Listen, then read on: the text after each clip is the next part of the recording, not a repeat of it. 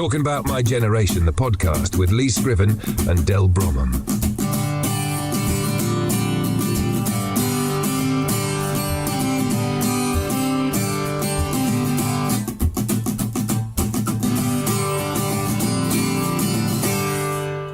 Hello and welcome to another edition of Talking About My Generation. I can't explain how good it is. I see what you did there. And as you may see, we're back on camera. Hurrah! We've all been on diets and got our teeth done, plastic surgery. No makeup. Is it? All the rest. The reason being, we're at Afterglow Studios. My good friend on my right, Phil Chamberlain's home studio, if you can believe it. Well, home. It's just outside. And I thought, well, we can't really just do an audio one because we need you to see how brilliant this room is. And we're going to talk about how Phil set the studio up.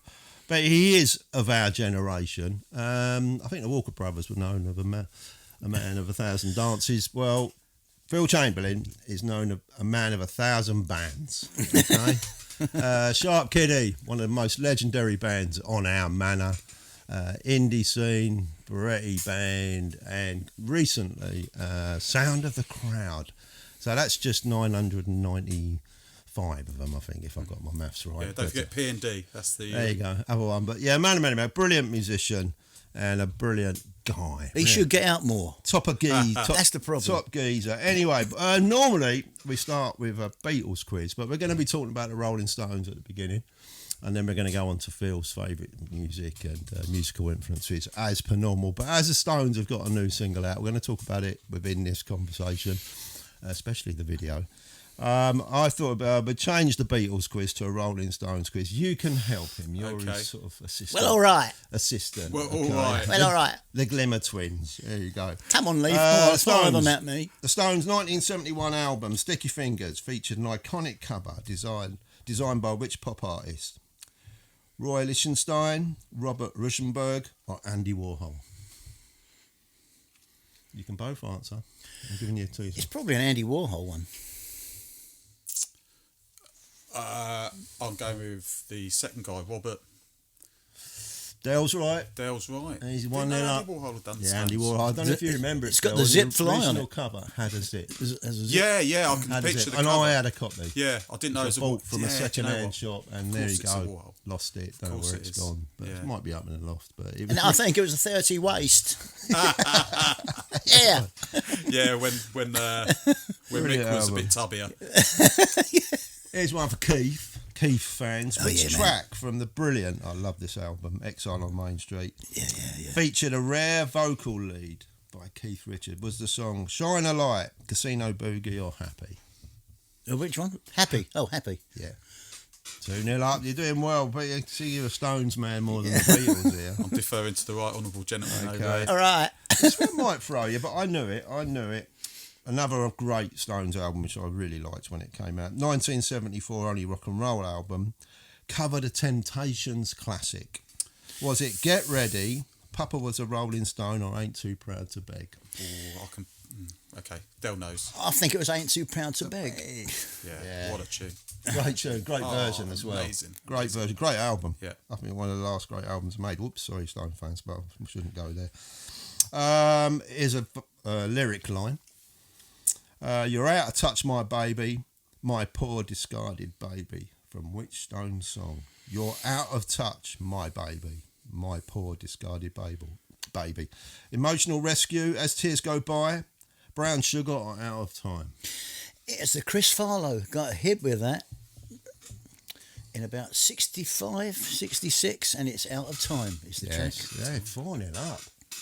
Doing a Gooners here. Do you know, I'll have to interject here. I saw Johnny Thunders from New York Dolls. I saw him playing at the Bowes-Lyon House in Stevenage in about 1990 probably. It was about 2 weeks before he died, and he did As Tears Go By. Oh. And it felt at the time like,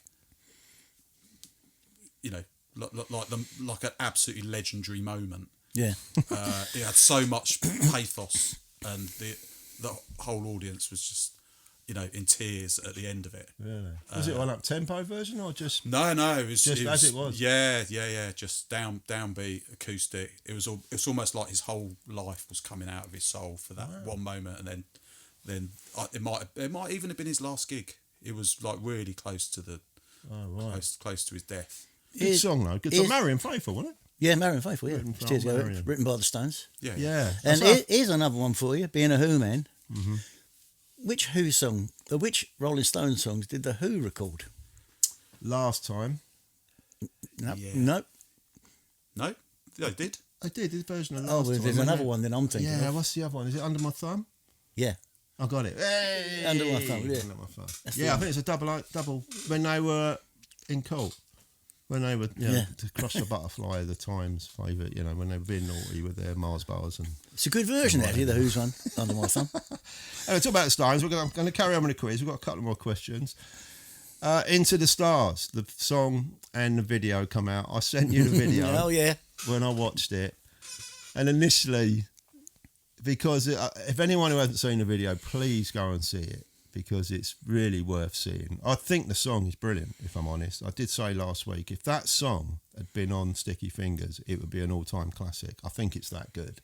It's coming out millennial times, and people just go, oh, that's fine. No, it's really, really good. It's really Stones. But if you haven't seen the video, is it fake video? But it's AI.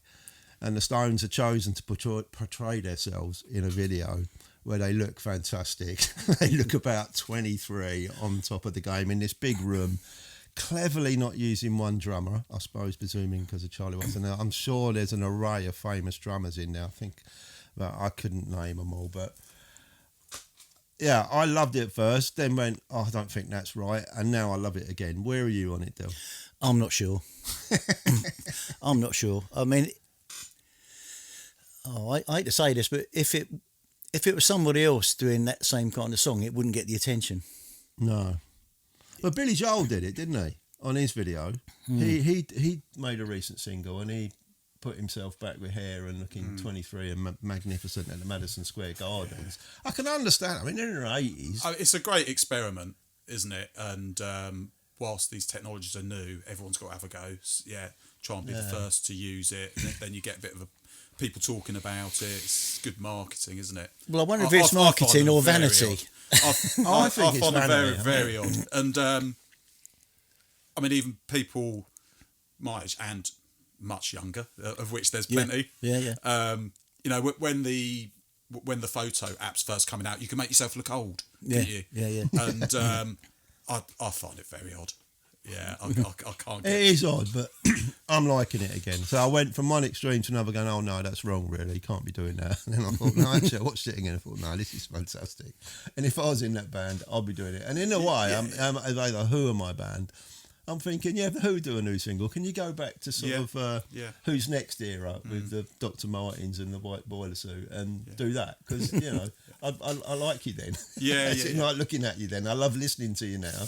But it's fine, in the shoulder. But I don't know. I don't know if it'll influence a lot of bands to do the same. But it's got us talking about it. And I'm sure, I've seen all the posts on social media. It's as a PR exercise, isn't it? And which the Stones are one of the finest bands in history of PR.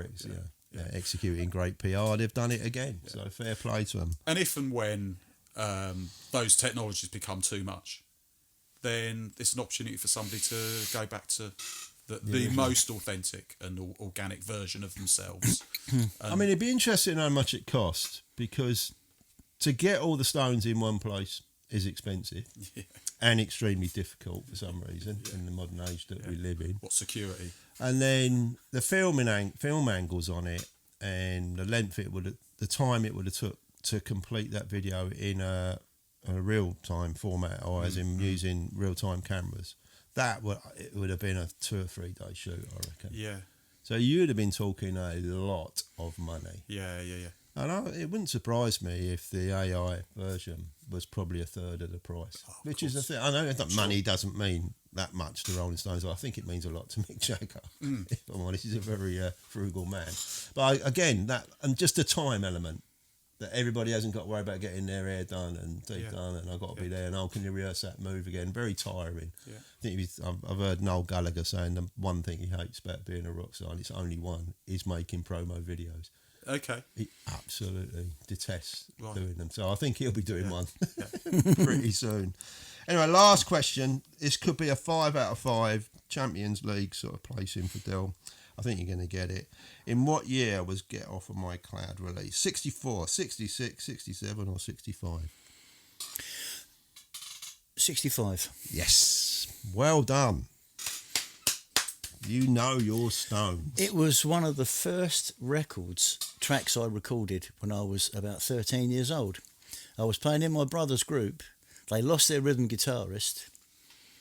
And for some reason, they said, Dee knows all the songs. So they went in the studio. He took me in there with them. Oh, really? And that was one of the songs. They did like a little LP. Wow.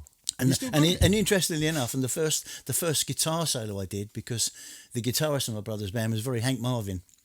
So I was young, coming up in the 60s, and one of the songs I wanted to do was Evil Hearted You by the Yardbirds. And I had to play the Jeff Beck solo when I was 13. Brilliant. So have you still got that album?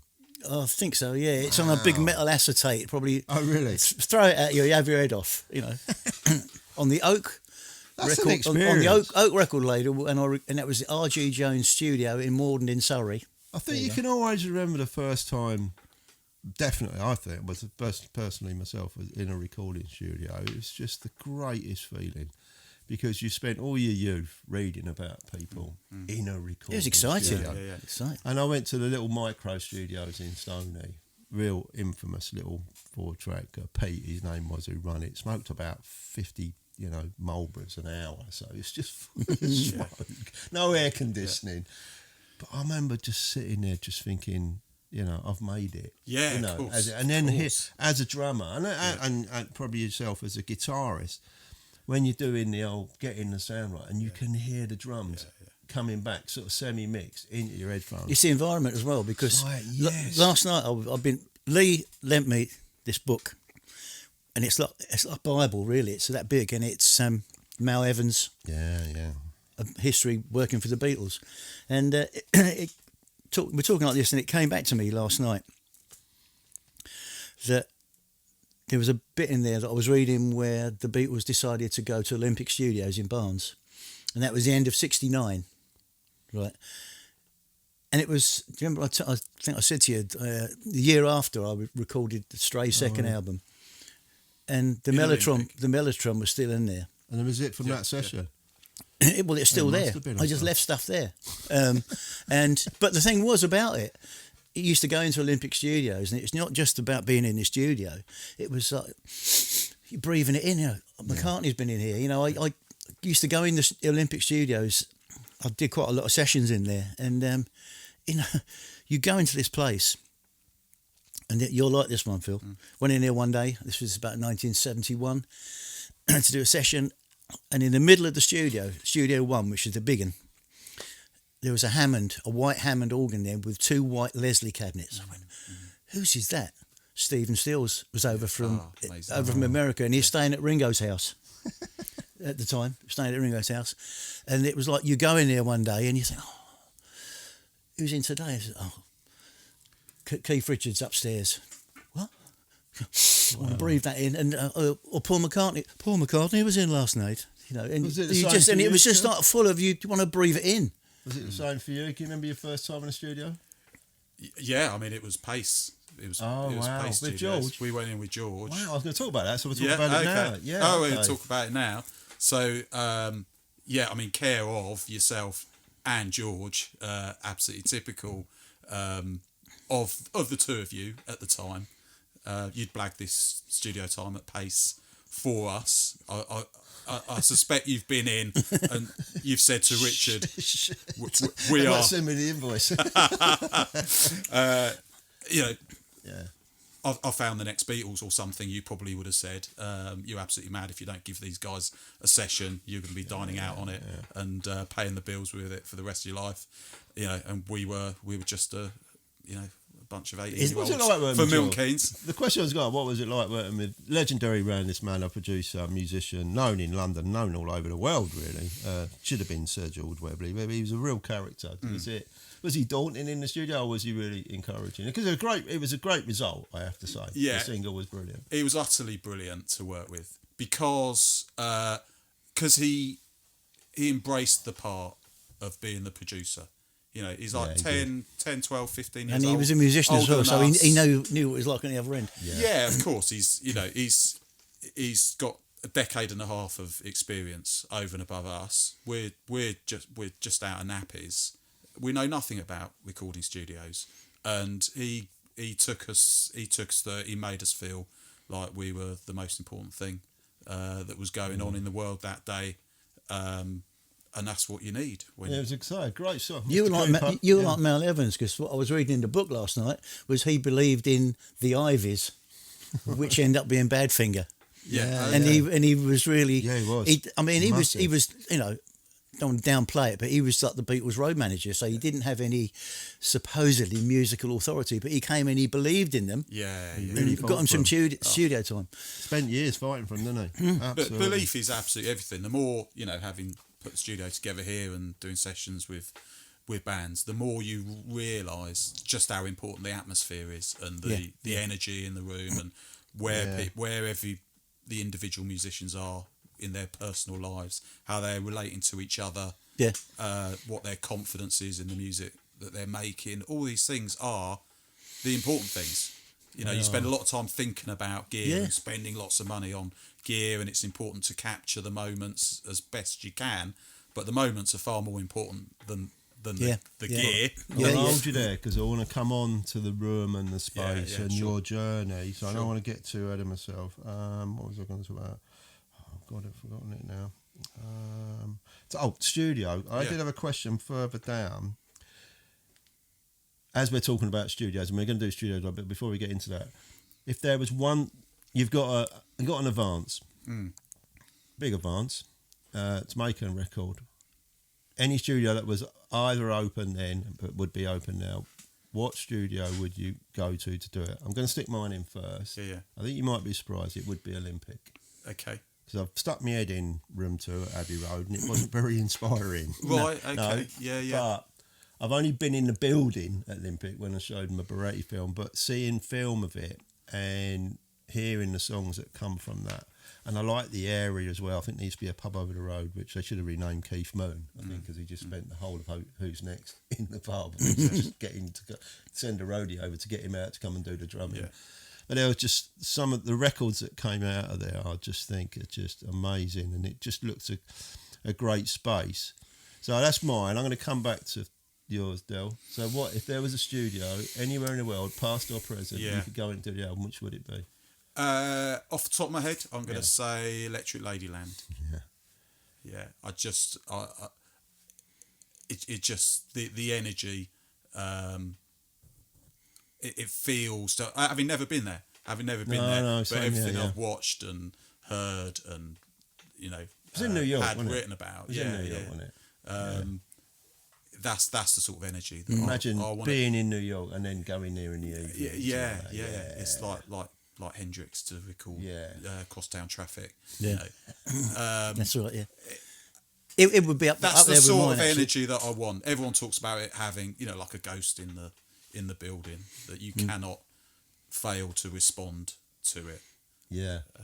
So that's great buzz. Dale, coming up. Yeah, well, is Olympic yours or would it? Well, would you go? I don't know. Well, I've been there. Trident? I've recorded there, so it would be somewhere where I haven't recorded, and that one, Electric Lady, would go. But the other one would be going right back to the basics, and the name's just gone out of my head now. But the little Denmark Street. No. In America, where Otis recorded. Sun Records and all that. Muscle Shoals. Yeah, Muscle Shoals. Yeah. Get the vibe out of that one. Yeah, Trident. I think if I was going to make. I'm thinking of doing an album which is kind of a bit soul influenced. And if I did do that, and money was no object, that would be the place to go. Because I think, you're saying about atmosphere and things. Yeah. It's something you can't actually buy. That you walk in and I've got it. I know what it's supposed to be in here. Yeah. Yeah, I agree. So I did think about Trident. Have been there, luckily, over the last few years. Sunset Recorders as well down in Los Angeles would be good. Yeah, to that'd a lot be of nice, people have wouldn't come it? out. Yeah. I should know. What's the one in Wales? Oh, Rockfield. Rockfield. Yeah, that'd be a good one. I mean, some of my favourite records have been made in Rockfield, and again, it's not one of the prettiest or the best spec'd, but it's got the energy. That's a good call. Yeah. Okay, right, here we go. Eyes down on Phil Chamberlain, as I say. First record you ever bought, Phil?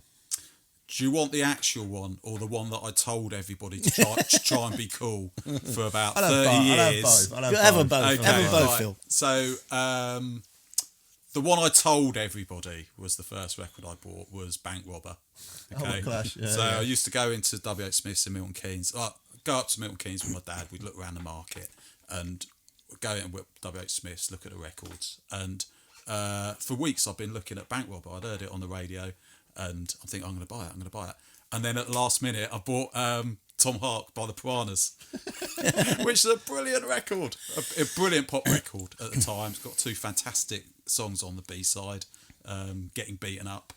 And do you know that one? No, I don't know it. Yeah, Getting Beaten Up is part of growing up.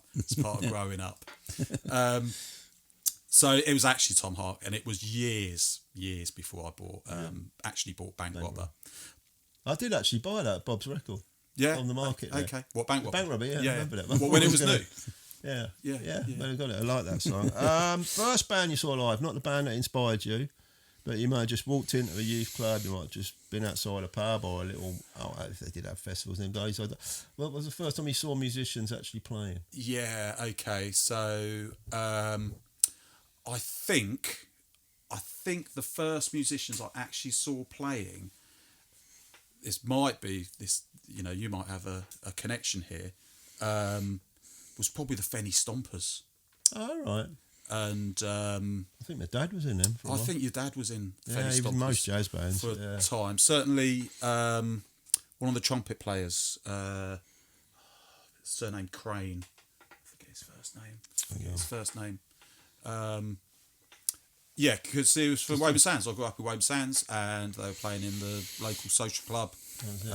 And we all went down, and Fenny Stompers were. Well, they must have been good because you remember them. Yeah, They must have hit you somehow. Joe Crane. His name is. He was at your dad's funeral, and so I connected with him there. I was friends with his daughter, and I couldn't believe that I was seeing a real band. But the other band on the bill that night was like a Shadows band. And the lead guitarist had the red strap. Yeah. And it looked real. It looked like Buddy Holly and the Crickets, looked like the Shadows. They probably sounded like it. Probably had terrible PA. They're probably playing at very low volume as bands used to, or certainly got good at doing so in social clubs where volume isn't the point. But if volume isn't the point, you've got to play well, haven't you? You can't hide behind the decibels. You've got to. It's all about the touch and the melody. And I remember going up to the guitarist afterwards, and just wanting to talk to him and get closer to that guitar and look at it, because it's this mythical object. And I've heard Johnny Marr talking about exactly this. Really? This idea of being a kid who's never touched a guitar and being in absolute. So you didn't have a awe. guitar at that point? No, God, I would have been like eight or something. It felt like a calling then. It did. It felt like a really magical moment that I remember to this day. But I used to do the same. I go up when I went to Milton Keynes. I go into chapels as was, and all they stocked was Yamahas at the time. It was part of Yamaha. So there were no Fenders or Gibsons to look at. It was all Yamahas. Yeah. And I remember sitting watching a guy playing a green SG 2000, which is like Santana's favourite guitar. Yeah. Did that feel? Was that the same for you, Del? When you first picked up a guitar, was there an otherness where it just felt, this is right? Yeah. Yeah, a lot of people said that. Yeah. I'm not sure if I felt that when I got my drumsticks. I don't know if drummers feel the same way. Probably when you start hitting things, you're thinking, I'm meant to do this. I don't know, but That's interesting. I can admit. Well, I was lucky because you're self-taught as well, weren't you? Well, I was lucky in as much as I said about my brother's group. I was probably 6 years old when they used to not rehearse. Oh, we're having a practice in my mum and dad's council house in West London. Solid brick wall, so they'd sit in the front room watching the telly. Yeah. And my brother's group would be in the little room. Right. But the guitarist in my brother's band, it was, for some reason, I think he was a bit lazy. He sometimes used to leave his guitar there. Yeah. As a small child, Yeah. as a small child, he had, and I always wanted it. And I said to him, if you ever sell it, as years went on, let me know. And he it was one of my regrets that he didn't sell it to me, but it was a Hagstrom guitar, had a mother of pearl neck on it and a gold sparkle body. And he thought he was Hank Marvin. Yeah. But the thing about it was, before I could play the guitar, because I started playing the guitar, I think, when I was about 11. But the years prior to that, it was like the golden chalice. I would get it out. I was very careful because I was little. Yeah. And I would just sit on my lap and look at it. What is this wonderful thing I've got on my lap? Yeah, so you felt a connection. Well, when I used to go to chapels in that time, I just remember vividly this guy picking the SG off the wall and sitting in one of the little booths and playing Rainbow. What's the big Rainbow number? What, Since You've Been Gone? Since You've Been Gone. Sitting on a stool playing Since You've Been Gone, and I can even picture the little black Gibson plectrum that he was using to play it, and I'm just like watching him. He's like messing about like people do in guitar shops, and I didn't even know that it was possible for me as a little kid to be allowed to even touch the thing. I just used to like go in, like just stare at these older blokes like. And there was a special eventually atmosphere. It was time to go and meet my dad outside the open market. There was a special atmosphere in record shops, wasn't it? Yeah, guitar shops, music shops back then. Yeah. Nice shops. And then we visited my cousins, and my cousin is like 8 or 9 years older than me. He was a punk, and he had a guitar in a case, and he wouldn't let me touch it. He'd let me look at it. He'd like, there you go. And I just like look at it. And the tragedy is, when I finally got a guitar, my dad bought me an acoustic from the jumble sale, like the Village Fate or whatever.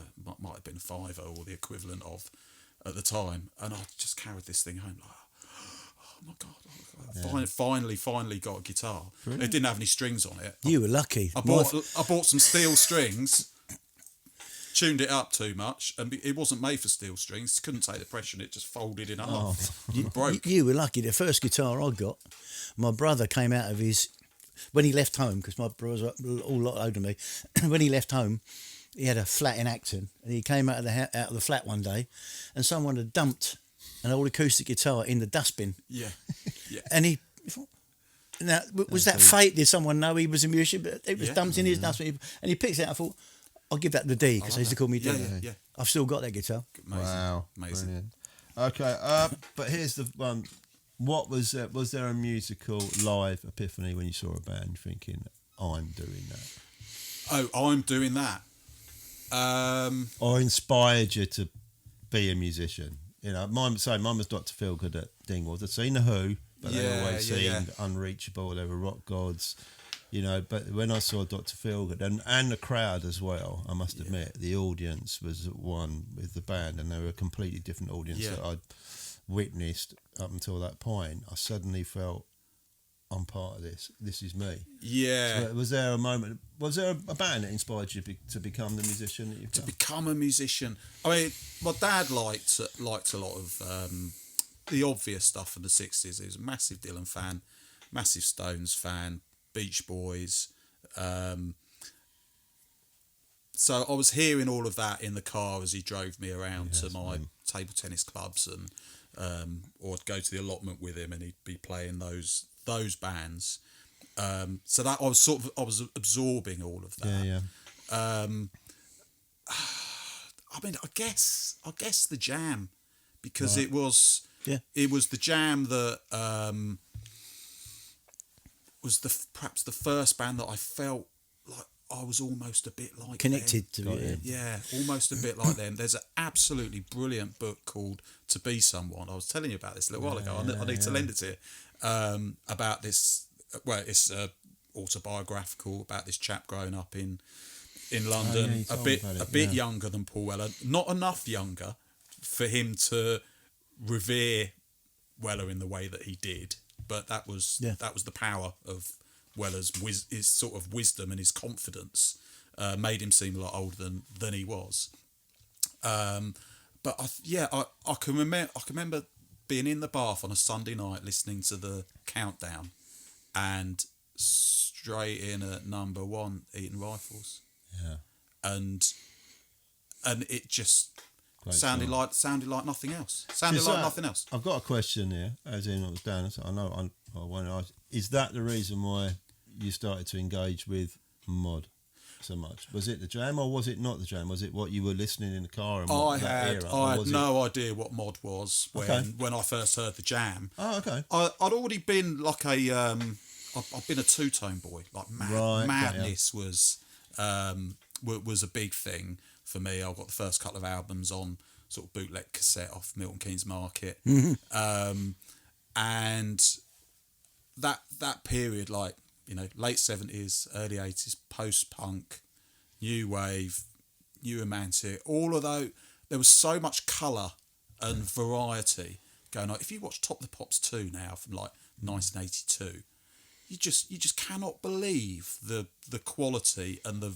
variety, just the colour and the confidence of those performers, and every band was completely different to every other band. It was like the whole point of that era as an artist was to be different. It wasn't about scenes. And I didn't really understand scenes so much, other than I understood the two-tone thing, because all those bands looked the same, you know, and they all had the little nutty boy logo and the black and white, and all of that. But everything else to me was just, it wasn't a scene or a genre. It was just all these incredible individual artists. They combined to it. Yeah. So actually understanding what mod was, I didn't really get it until I met Phil Whitehouse. Bass player in Sharp Kiddie. He was the bass player in Sharp Kiddie. He was my best mate at school. We met when we were 14. We had loads in common, and one of the things we had in common was the Jam. But he knew more about the scene. He had been buying other records by like second wave mod revival bands. He had the Phoenix list. He was into Scooters, Purple Arts and Secret Affair and the Scene, and even 530 back, like an early incarnation of 530. He was just streets ahead of me in terms of the culture. He understood more about the culture and the clothes and the wider scene. So I guess that was my introduction, and I just sort of joined in with him. Because he was ordering all these records mail order, and I was like, why did you order that record? When did you hear it? Oh, I've never heard it. It was like in the fanzine. I like the cover, or there was a little write up probably done by one of the band saying this is the best record that you'll hear all year. It was I've since discovered it was a much smaller scene than it felt at the time, because when when you're a youngster, these things just look mod is so much bigger than you.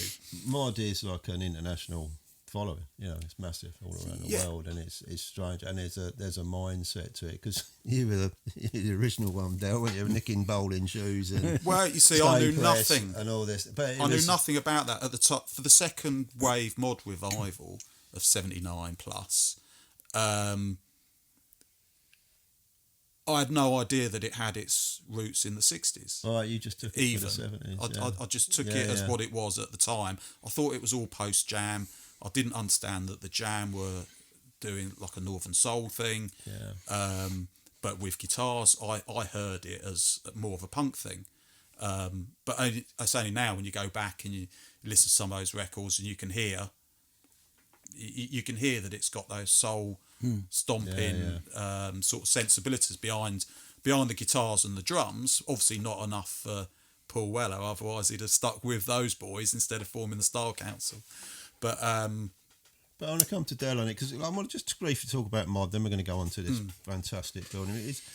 I always think Mark Barth doing a Bolan and Bowie special radio show. I know mods, and I felt you could tell they were mods even in the 70s. Mod was a kind of a mindset, especially the David Bowie. And I think yourself, there's something about, when you go on stage, you're going to have your shoes right, you're going to have your shirt right, or even when you're off stage, there's just this thing about the mod. Am I right? No, you're right. You're dead right. You wouldn't think us three senior mods, but in a way we are, because there's a mindset behind it which stays there. With my band, we started off as mods, four mods, and then as that period came along, we sort of grew our hair long, but we still we were still like peacocks, really. Yeah, that's what I'm saying. The clothes, we always made sure the clothes were right, and like when you see old pictures of Mark Bolan, he was in John's Children. Yeah, 4 mods, suits, all the lot, and then a few years later, the big hair and stuff like this. But that edge, apart from the mirrored suit, I'm not sure if that was mod. No, that that may have been pushing the for the listener out there and for Phil. I quite like it. Tell Phil the story. I had one of the ideas we had about our band when we first started to break it in the UK and Europe. We were known for our light show and stuff like that. And I just had one day I was just sitting there, a mirror ball, the way the lights reflect on it. So I made a suit of mirrors. Oh yeah.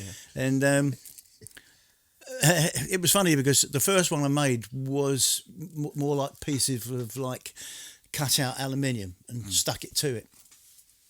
An old pair of velvet trousers that had gone bald on the front, so covered them up. We're going to use them. Played the Reading Festival. Yeah. Went to go on stage. I realised I couldn't bend my legs because of the mirrors. Yeah. So I had 3 roadies lift me up on stage. This is inspiration for Spinal Tap. Was Lord there? Yeah, it did. Well, that was one, and then the next mirror suit I made, we did a UK tour that was them in summertime, and then the winter time we did a UK tour. Did a new mirror suit. Big mistake. They were actually the glass pieces of glass that you can buy to put on the mirror. So the suit was made of glass. Great, except when you got a Gibson guitar on your shoulder, and I used to come off stage, my shoulder was ripped apart. Yeah, it used to cut into me. Yeah. But it was like, and of course I had the platform shoes on, the platform boots, and it was like I was probably the Tin Man in The Wizard of Oz. I wish there had been a film of the roadies carrying you on. Is there pictures? There's a couple of pictures. I'd love to see that. You can imagine the fans going, "Oh, what stage act? Got 3 roadies to carry him on. He's my guitar hero." I just love it. Right, here we are. Afterglow Studios. Afterglow Studios. If you can dream it, you can live it. And I know this was your passion, but blimey, Phil, what a room. And what did it take? Where did it all start, the idea to get the studio? And briefly, because we haven't got acres of time. Yeah. What are pain barriers of getting this to come? They are enormous. They're absolutely enormous. It nearly killed me. But you are happy with it broke me, of course. Of course. Right, of course, I'm happy with it now. So, I mean, there were 2 big motivations for it. One, I was recording other people in a room in the house. Right.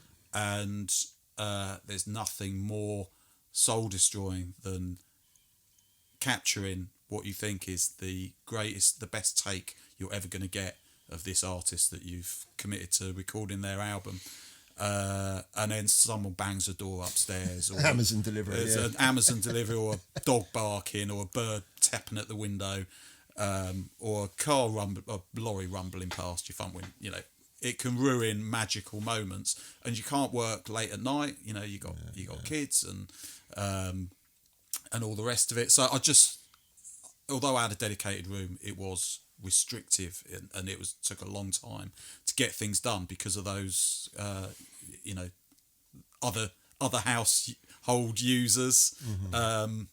It wasn't a dedicated space, so I had been thinking for quite a while I'd really need somewhere separate to the house where there won't be all this contamination of noise. But I'd also started playing the drums, and I wanted to. I'd had drums in my shed. That was a bit noisy. I was thinking, I need someone to play drums that doesn't upset the neighbours quite so much. And the studio itself, it started life as I just need somewhere a bit more soundproofed, right, to play drums in, and then mission creep, and encouragement from other people who like to think big and talk up a project.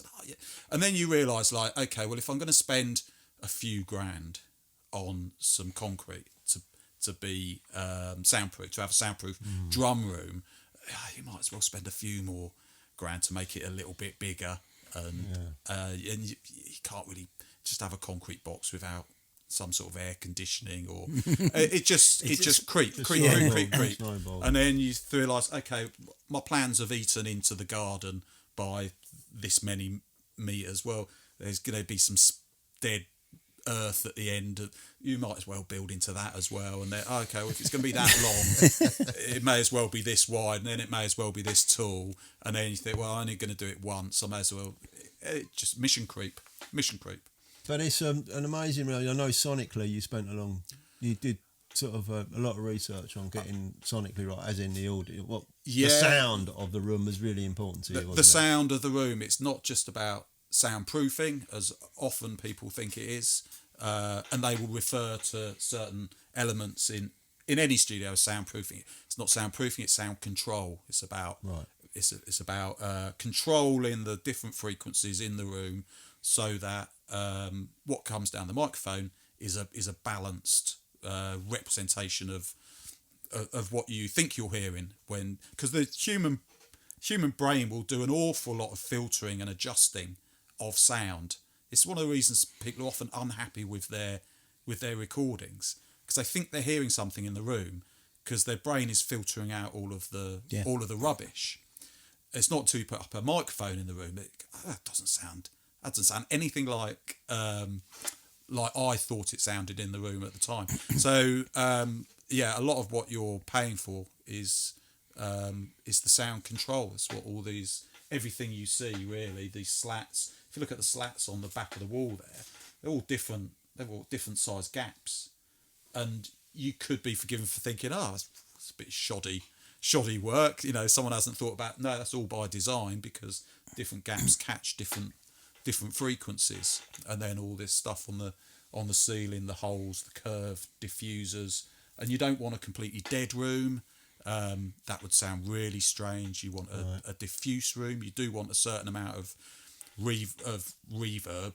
It doesn't sound like reverb because it's very slight, but it's the difference between a natural sounding room and somewhere that sounds very artificial. A lot of people record these days in very dead rooms. You know, if they've got their own kit, they kind of have to. If they're recording like I used to in a small room, noise, where you've got lots of like hard surfaces very close to the microphone, you get these early reflections that just contaminate sound, make it really hard to make it sound professional, to mix it, and that's one of the things you get out of a bigger, dedicated professional room.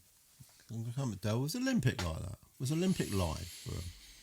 Was it a live room? Well, because most studios, like Phil was saying, and the studios I've recorded are very dead, which I liked, because it was like I was telling you before. I'm in a studio, it's great, you know. Well, there was a particular sound. Like the 70s sound was a very dead one. You think of the Fleetwood Mac records of the 70s, they were very dead rooms, and you know the tape echoes and the chambers were used to bring a bit of ambience back in. But like all the big studios, they're just huge. That's the point. You're going to Abbey Road.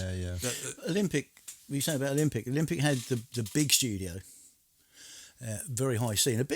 Actually, I don't know if Abbey Road modelled it on the Olympic one, because it's big and high. Yeah. But you also had a dead room, probably half the size of this. Yeah. Right. And there was a room even smaller than that upstairs, used mainly for mixing, or if there was just you going in for an overdub. Yeah. But yeah, they were all different, and they're all ambience. And I guess the producers and engineers who worked there, if they knew a particular band were coming in, if a producer was in there, he'd say, "Oh, can I use Studio 1 for that? Yeah, yeah. Can I use Studio 2? Because I know when I recorded in there, and we were doing stuff with the orchestra, it went in the big one. Right. When we was doing some real hard in Studio 2. Yeah, yeah. It was a, you know... Every room has a sound, doesn't it? And every studio has a sound. Yeah. And a lot of the studios were not Let me purpose-built. come in there. You say that, but I'm finding post-millennium, I'm not hearing anything that's sonically different. No, and That's because of the equipment, That's I think. because the technology has improved to the But point if you're saying they're going into different rooms, Yeah. if it's all going in the same technology, why are you bothering going in? Because I'm not hearing it. I'm just being Well, that's the honest. choice of the artist, whether they embrace the rooms or whether they embrace the technology. And increasingly people embrace technology and forget about the rooms. Here's a story for you. I worked with the producer Martin Birch, worked with loads of big acts, and I was recording in Delane Lee, which is Kingsway Recorders in West London, Central London, beg your pardon, and great studio, Delane Lee. I mean, Deep Purple played and did in all the big rock bands at the time. One song that's on the Saturday Morning Pictures album was called Queen of the Sea, and I had a 12-string Dan electric to get that jangly sound. Martin Birch said, "No, we won't do that in the studio." So what are you going to do it then?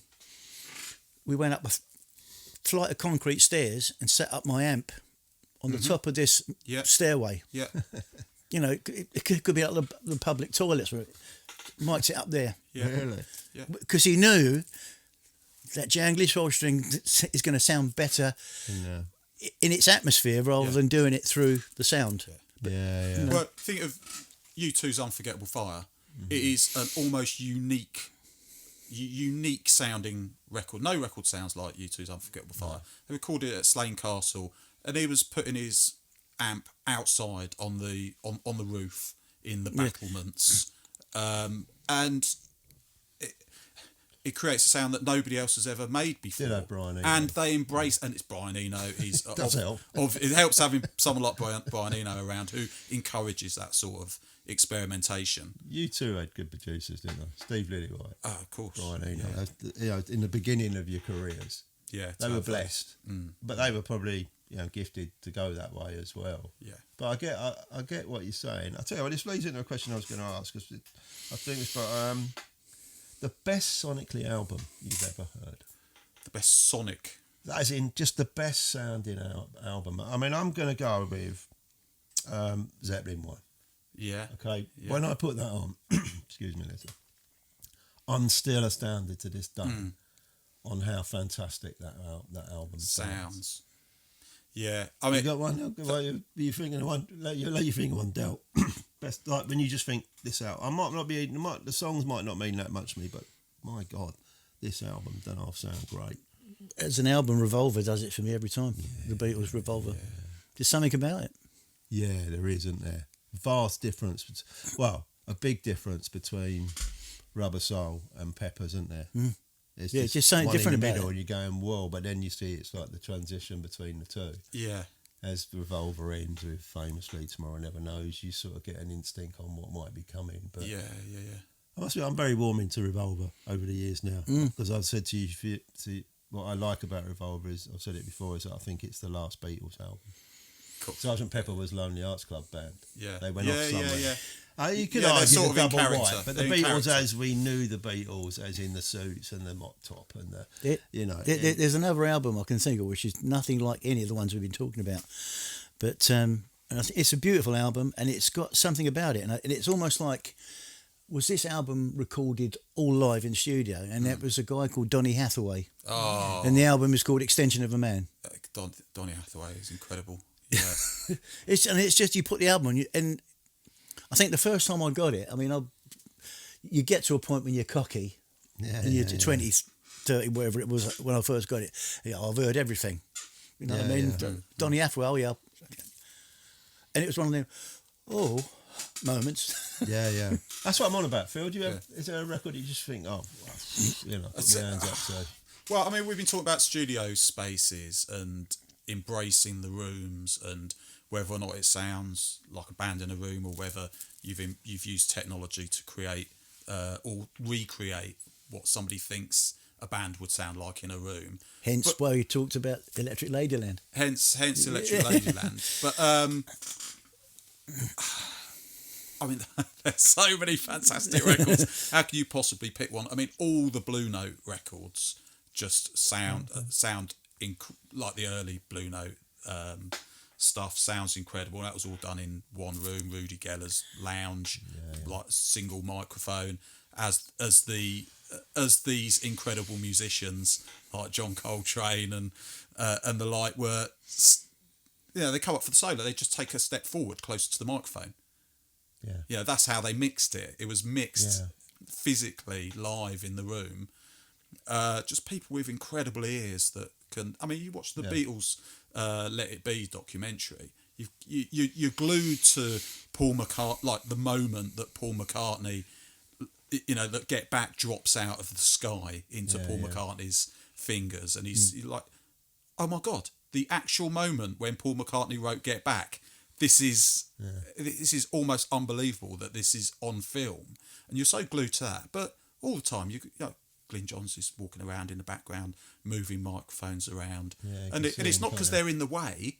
No, he's moving microphones around because he's going back in the control room and having another little listen. Yeah. And almost unbeknown to the band, they barely know that he's doing it because he's so discreet and he's not getting in the way of the creative energy in the room.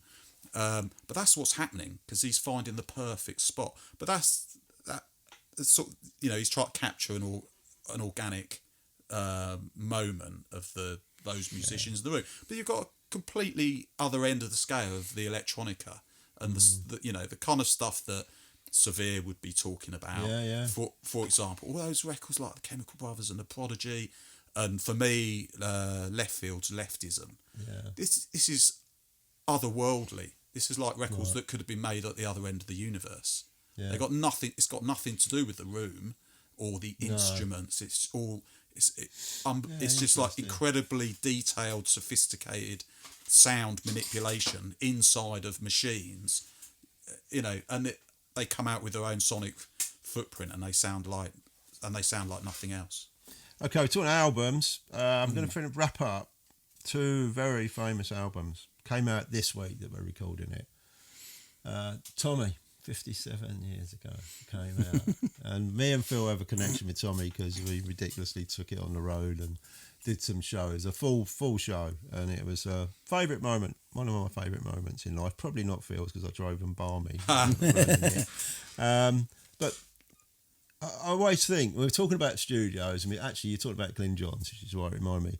I've always wished, for a number of years, that Glyn Johns had produced Tommy at Olympic. Okay, because and I've said this to Del, I think he knows where I'm going to go with this. Like, it came out in the same year as my favourite sonically sounding album, right?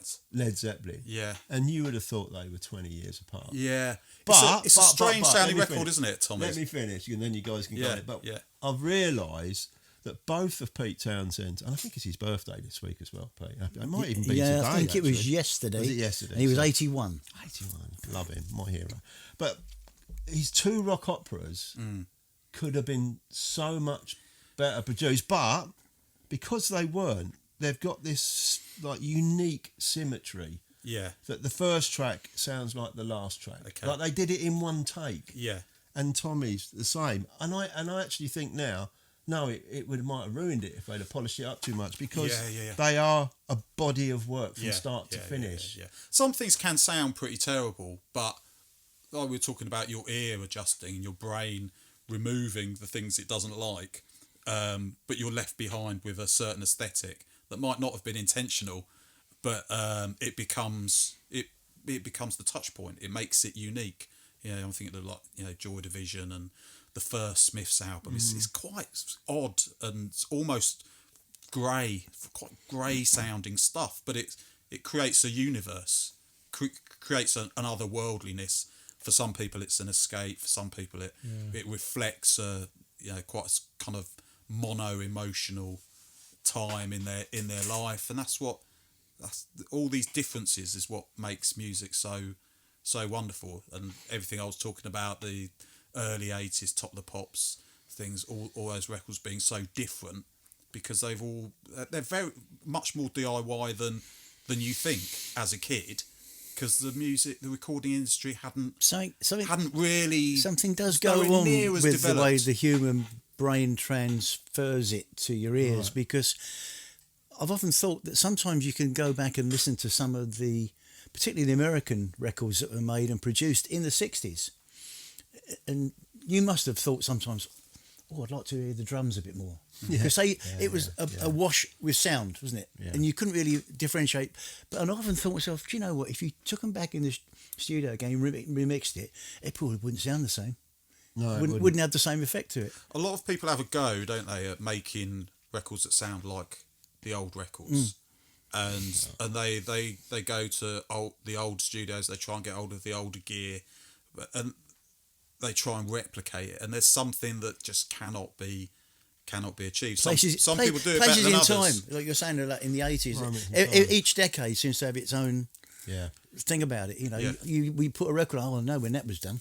Yeah. I mean, there's a lot of guys at the moment trying to create that sort of Southern soul thing from the 60s and doing a really, really good job. I've been hearing stuff on the radio and thinking it's an old record. Thinking it's an old record and it isn't. Don't be fooled like we had this conversation. Last couple of weeks we've been talking about the AI making an impact and how it can influence you. The other album, I'll let Del talk about this one. We have spoken about it before, but I think today we're recording this was the day Brian Epstein invited all the press round for cucumber sandwiches to celebrate an album. It was called Sgt. Pepper's. I mean, how quaint is that? You know, if you think about what the Stones have done last week for a new album, New York, this 6 o'clock news, NBC. I mean, there would have been nothing on the news that night.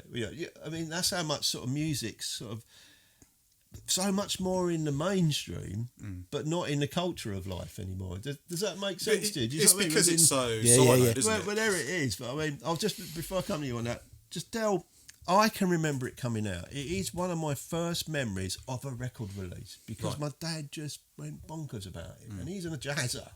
Yeah. And I've said it before, he went round to his mate's house and they were just sitting like we are now with a record player in the room. And I kept coming in because I was playing with the other guys' kids and that. And they go, and I sat down with one of them and I go, this is amazing, listen to that. And he was listening to the brass and all that. So that's my dad, who was probably in his late 30s, 40s. You were a rising teenager into music. What was it like when you first heard it? Incredible. You just couldn't believe it? No, it wasn't like anything I'd heard before.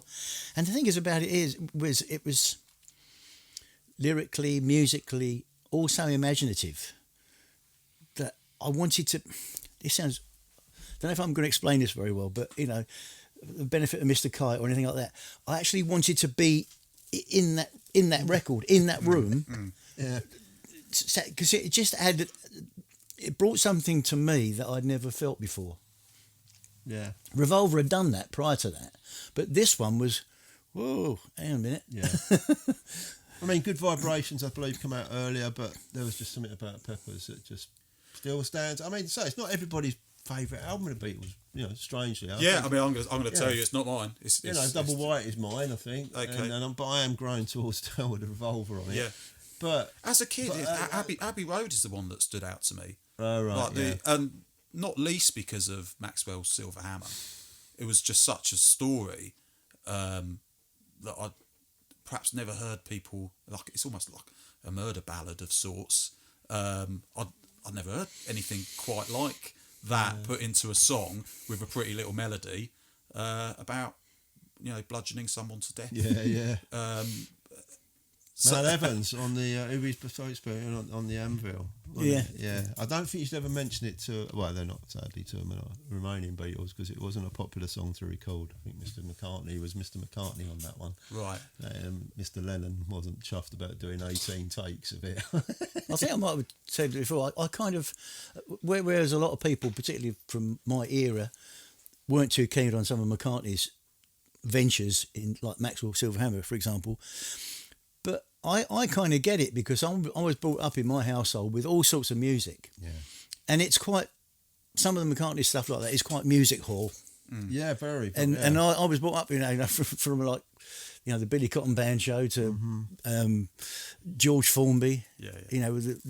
And it was just, don't know. I thought, and it was also brave as well. You could just go for the safe options, couldn't you? Oh yeah, they never did it. We spoke about it the other week, how much the Beatles were together, weren't they? And it was the song that mattered, not the individual, and not the ego. Well, it was always for the benefit of the song. So I go, no, Paul really wants musically this, influential. Okay, well, do it then, Yeah. Musically influential to me because with my band's albums, then not every track's the same. Yeah. There's an audience perception that you're that band, you've got to sound like that. I'm aware that with my band, sometimes people got the old albums home and I went and saw them. They're a rock band. How come there's 2 acoustic songs on there? Yeah. Important, isn't there's it? piano and there's strings and brass on that one. Yeah. Well, okay, I'm going to wrap it up there. We talked about sound studios, Afterglow Studios. What a place. What a great place. Congratulations, Phil. Thank you, mate. Thank you. I like people, I like people who have a dream and follow it. And if you think about my old mate in Linford Manor, what he did, and he was exactly the same as you. Like, he just drew it. I remember being in his house. I'm talking about a guy who built a football stadium. Just pulled out a bit and go, I'm going to do that. And I'm thinking, right. Yeah. And I sort of knew. Mind you, your first recording experience is better than mine because my nan bought me a reel-to-reel tape recorder when I was 11 years old. Yeah. And I thought, great, I'll record Top of the Pops every Thursday. Yeah. Telly in the corner. Speaker, a microphone by the speaker. Above the telly, my dad had a cuckoo clock. Oh. So, of course, when quarter to 8 come on, it's the Kinks, sunny afternoon. Dun, dun, dun, dun, dun, dun, dun. So that was my first recording experience. Cuckoo clock. So I can understand what you're saying about the washing machine going downstairs and things like that. Yeah, dogs barking. Yeah, I know. But there you go. Really enjoyed it. So well done, Phil, on building such a great studio, and it's been lovely to talk to you. And if you're out there and you want a great room to come and do your stuff, rehearse or music, or just come and work with Phil, then look it up on the internet. Afterglow Studios. It is a wonderful place. So thanks, guys. Thank you. Talking About My Generation, the podcast with Lee Scriven and Del Bromham.